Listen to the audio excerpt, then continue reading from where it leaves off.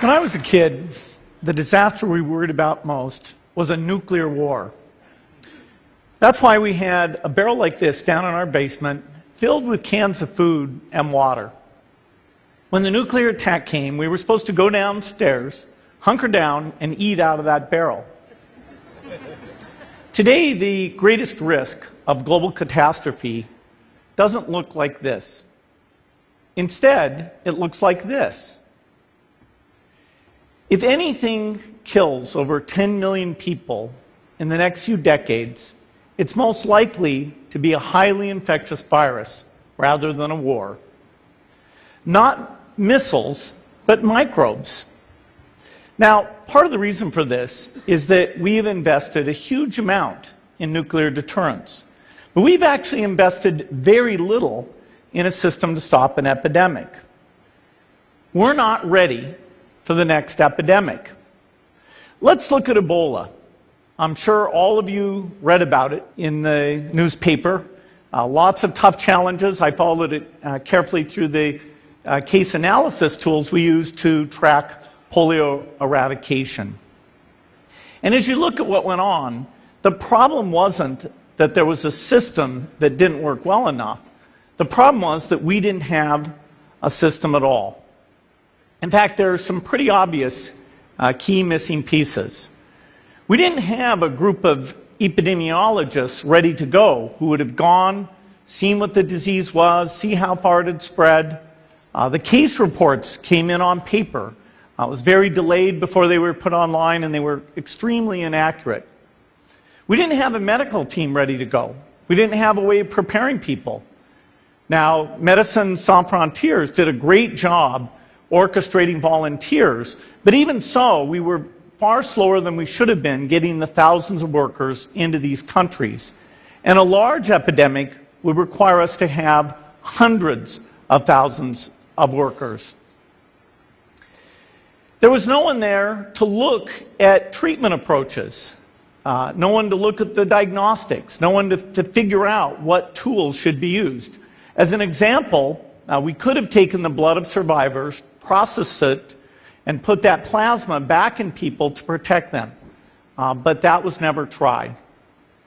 So there was a lot that was missing, and these things are really a global failure. The WHO is funded to monitor epidemics, but not to do these things I talked about. Now in the movies, it's quite different. There's a group of handsome epidemiologists ready to go. They move in, they save the day, but that's just pure Hollywood. The failure to prepare could allow the next epidemic to be dramatically more devastating than Ebola. Let's look at the progression of Ebola over this year. About 10,000 people died, and nearly all were in the 3 West African countries. There's 3 reasons why it didn't spread more. The first is there was a lot of heroic work by the health workers. They found the people and they prevented more infections. The second is the nature of the virus. Ebola does not spread through the air. And by the time you're contagious, most people are so sick that they're bedridden. Third, it didn't get into many urban areas, and that was just luck. If it had gotten into a lot more urban areas, the case numbers would have been much larger. So next time, we might not be so lucky. You can have a virus where people feel well enough while they're infectious that they get on a plane or they go to a market. The source of the virus could be a natural epidemic like Ebola, or it could be bioterrorism. And so there are things that would literally make things 1,000 times worse. In fact, let's look at a model of a virus spread through the air like the Spanish flu back in 1918. So here's what would happen. It would spread throughout the world very, very quickly. And you can see there's over 30 million people die from that epidemic. So this is a serious problem. We should be concerned. But in fact, we can build a really good response system. We have the benefits of all the science and technology that we talk about here.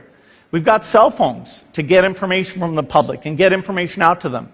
We have satellite maps where we can see where people are and where they're moving. We have advances in biology that should dramatically change the turnaround time to look at a pathogen and be able to make drugs and vaccines that fit for that pathogen. So we can have tools, but those tools need to be put into an overall global health system, and we need preparedness. The best lessons, I think, on how to get prepared are, again, what we do for war. For soldiers, we have full-time waiting to go. We have reserves that can scale us up to large numbers. NATO has a mobile unit that can deploy very rapidly. NATO does a lot of war games to check, are people well trained? Do they understand about fuel and logistics and the same radio frequencies? So they are absolutely ready to go. So those are the kinds of things we need to deal with an epidemic. What are the key pieces? First is we need strong health systems in poor countries. That's where mothers can give birth safely, kids can get all their vaccines, but also where we'll see the outbreak very early on. We need a medical reserve corps, lots of people who've got the training and background who are ready to go with the expertise. And then we need to pair those medical people with the military, taking advantage of the military's ability to move fast, do logistics, and secure areas. We need to do simulations, germ games, not war games, so that we see where the holes are. The last time a germ game was done in the United States was back in 2001, and it didn't go so well. So far, the score is germs 1, people 0. Finally, we need lots of advanced R&D in areas of vaccines and diagnostics. There are some big breakthroughs, like the adeno-associated virus, that could work very, very quickly. Now, I don't have an exact budget for what this would cost, but I'm quite sure it's very modest compared to the potential harm. The World Bank estimates that if we have a worldwide flu epidemic, global wealth will go down by over $3 trillion, and we'd have millions and millions of deaths.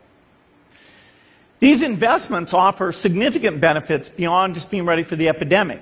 The primary health care, the R&D, those things would reduce global health equity and make the world more just as well as more safe. So I think this should absolutely be a priority. There's no need to panic. We don't have to hoard cans of spaghetti or go down into the basement. But we need to get going because time is not on our side. In fact, if there's one positive thing that can come out of the Ebola epidemic, it's that it can serve as an early warning, a wake-up call to get ready. If we start now, we can be ready for the next epidemic. Thank you.